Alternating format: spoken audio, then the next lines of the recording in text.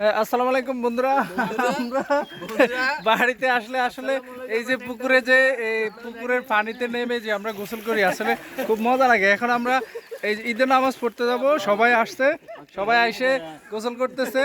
এদিকে এদিকে তাকাও, এদিকে তাকাও, সবাই দিকে তাকাও। একজন গোসল করা শেষ, মাউন্ট ভাইয়ের গোসল করা শেষ, কমপ্লিট। আর কেউ করতেছে, রেডি হইতেছে। এই যে মাউন্ট ভাই গোসল করা শেষ, আর ওইদিকে আছে কিছু, ওইদিকে আছে রেডি হইতেছে, ওইদিকে আছে।